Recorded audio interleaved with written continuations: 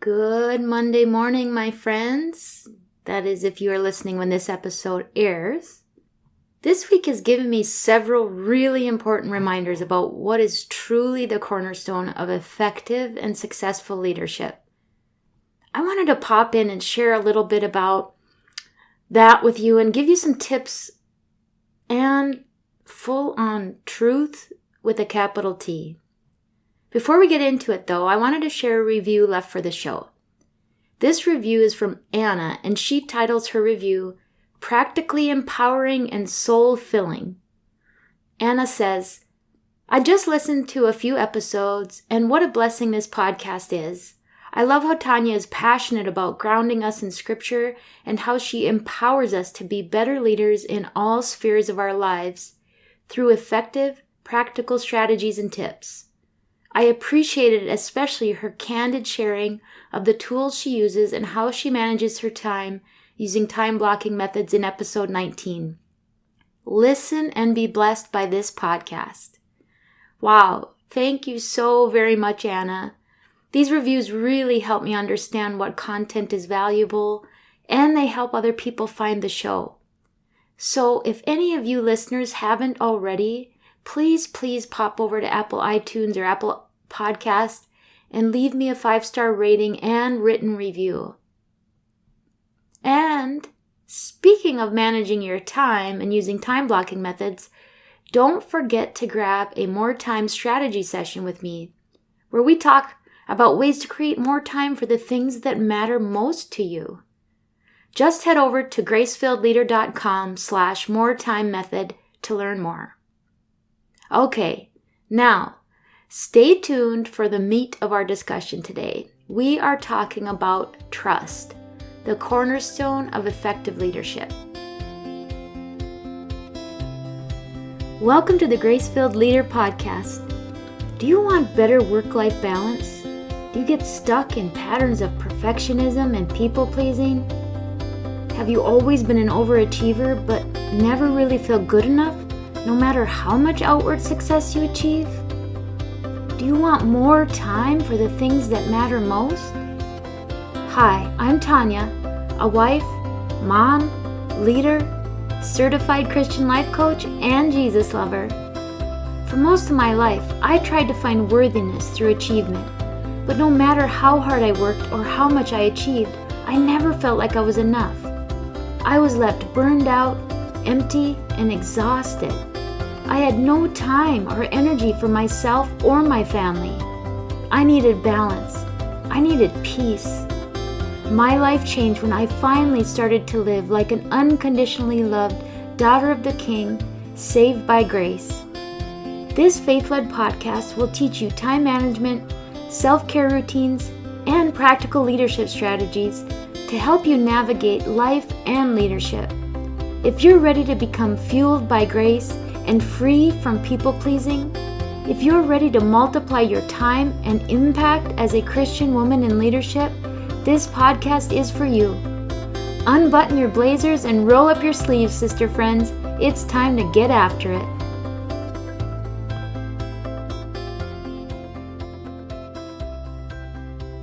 Building trust is hands down, 100% the cornerstone of effective leadership.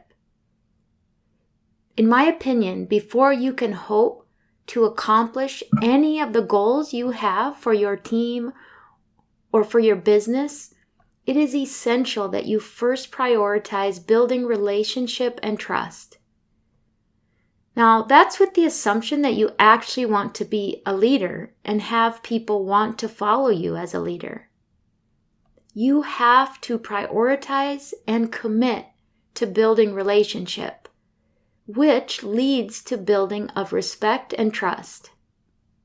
Having fought the good fight myself and doing the hard work to try to do this, and seeing the rewards over time, and witnessing the experiences of other teams and leaders, I just know this to be true. Any good leadership development program will likely tell you the same. Now, some people might disagree with me. Some might take a completely different stance. But I do believe that I've had enough confirmation from the people that I lead or have led that affirms this truth. If you are new to leadership, people will give you a chance, and they will give you the benefit of the doubt oftentimes for a while. But you will have to do the hard work of proving yourself and earning their trust and respect through consistency, transparency, humility, and authenticity. Being a leader is very different than being a boss. If your sole mission is to accomplish your own agenda and control your team and just be the boss of your department or business, I'm going to lay a bet that you are not going to have a very engaged team. And that's because you're trying to conduct a one-act play instead of building up and utilizing the gifts and talents of the entire team, and truly respecting the gifts each individual team player brings. Sure, we all bring our flaws as human beings. We do as leaders, and our team members do as frontline staff members. It's just reality.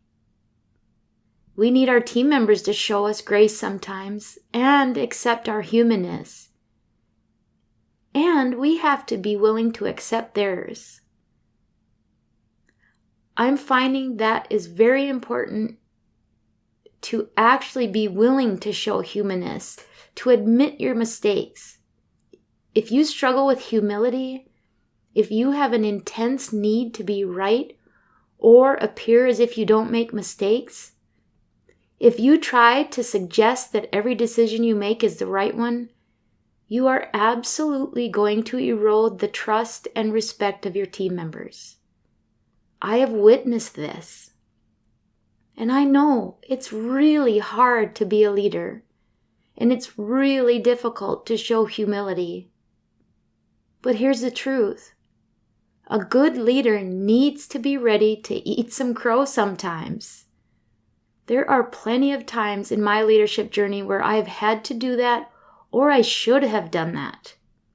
And if I had, or when I did, it actually built trust and respect with my team members. They need to know that you make mistakes, that you don't have all the answers, but that you're willing to own them, and you're committed to growing and learning what it means to lead them well. Your team is essential to your success. Your success is evident in their success. Sometimes we do our best to make decisions with thought and intention, using all of the information we have available to us. Well, sometimes we find out that it still wasn't the best decision, and that's okay. Really, those can make for our best learning experiences. The kicker is, can you actually admit your mistakes and say, hey, this wasn't the best decision after giving it a try, and we need to make some adjustments and go a different way.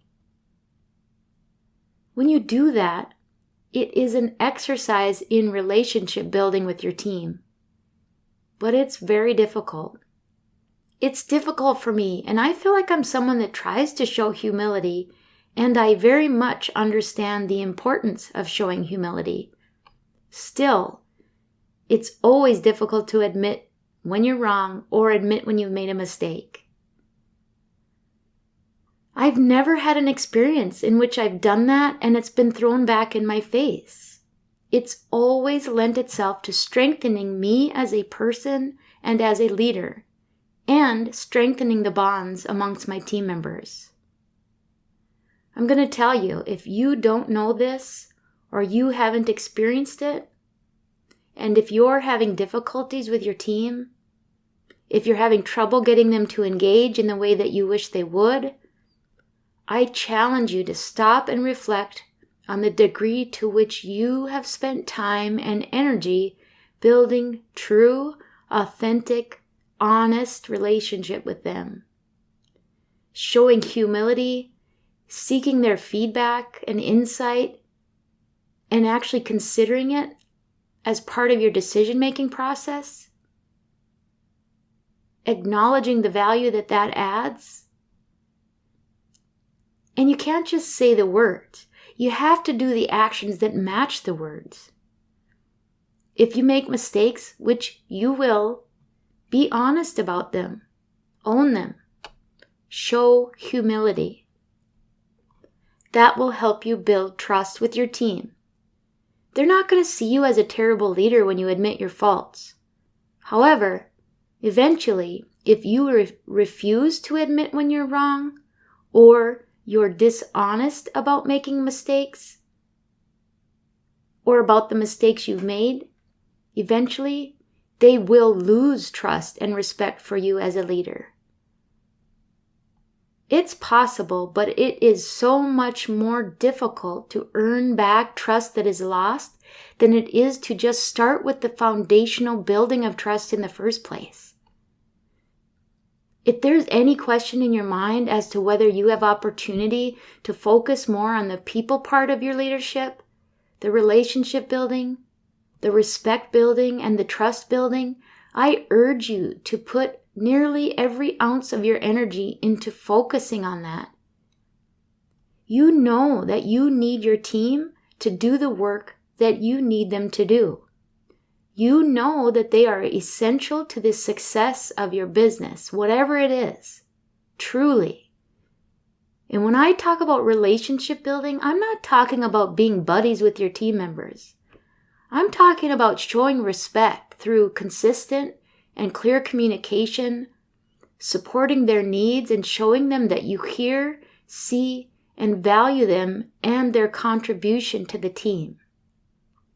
Your business will suffer if you do not capitalize on the gifts and talents and strengths of your team.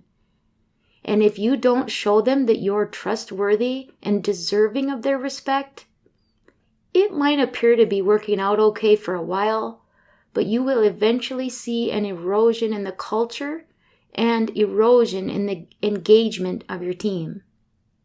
I know I'm being terribly redundant, but in a way it is for a purpose, because it is so extremely essential to your success as a leader, or if you hope to advance as a leader and actually feel and see that you make positive change in the lives of people, you have to get this concept. You have to resist the urge to control and be right. You have to be willing to own your mistakes and learn from them. If you don't, if you think you're hiding the truth and protecting yourself, people can smell that a mile away. Trust me, you are not hiding anything. I think most of you, if you're listening to this show, you already come at leadership with a heart of service and a true heart for people. But I think we always have opportunities to grow in our leadership, to grow in our communication, which is the cornerstone of building trust. If there's any kernel of this topic that hits home for you, number one, it's okay. We all find ourselves in difficult places. But be strong enough to see it. Have the awareness in yourself. Admit it and make a change. If you truly seek to build trust and respect with your team and make that almost 100% of your focus, you will be shocked at how much further you will be able to get in making progress with the other goals that you have for your business and for your team. But it has to start with your people first. It has to, or you will be absolutely swimming against the current. So this isn't just for the benefit of your people. This is strategically important for you as a leader to get this concept. If you learn nothing else from what I'm saying, you must learn and accept the fact that the foundation of leadership is trust. This episode is a little bit preachy, but I've had some recent experiences that reinforced and solidified that reality, and I just had to share it with you here.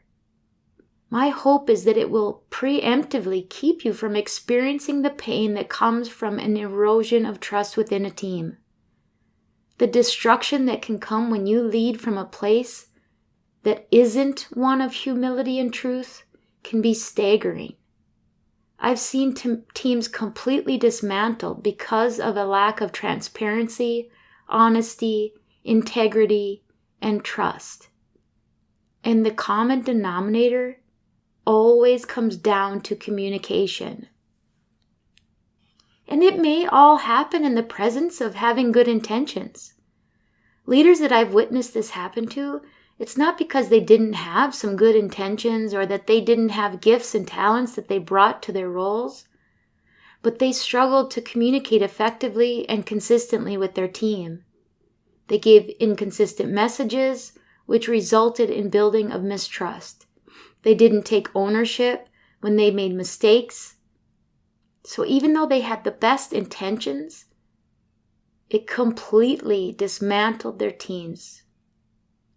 I've also seen the opposite scenario, where a leader comes in and their focus truly is on building relationship and trust with their teams.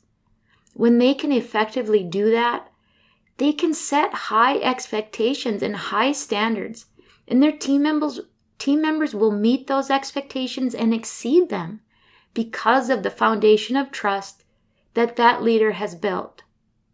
So there is hope wherever you find yourself. Today is the first day of the rest of your life. This message about trust being foundational, it's not just my idea, and you shouldn't just take my word for it. Who is it that is our ultimate model of leadership? Jesus. And what does Jesus tell his disciples as they go out into the world to represent him? He instructs them to walk in integrity so that their words and intentions can be trusted. In Matthew 5, verse 37, he says, "Let your yes be yes and no, no." In other words, when we keep our word and follow through with our intentions, we bring about trust in others. Jesus, in fact, calls us to trust him in all things. Now, how is it that we can do that if he hasn't proven himself trustworthy, and if his word isn't complete truth? So, if he is to be our example for leadership, wouldn't you agree that trust is the cornerstone of great leadership? And that is what I have for you today. So until next time, go lead and live with integrity, humility, and grace. I pray this episode blessed you, spoke to you, or encouraged you in some way. If so, please share it with a friend and head on over to Apple Podcasts to leave me a review. That's the only way for me to know if you're enjoying the show. Nothing blesses me more than to hear from you. Also, come on over to our free Facebook community. This is a great place for us to support one another on our faith and leadership journeys. You can find the link to the group in the show notes or go to gracefilledleader.com/community. If you have questions or content ideas for the show, please send me a message on SpeakPipe or via email. Go to gracefilledleader.com/contact and leave a written or voice recorded message. I would love to know how I can best serve you on the podcast.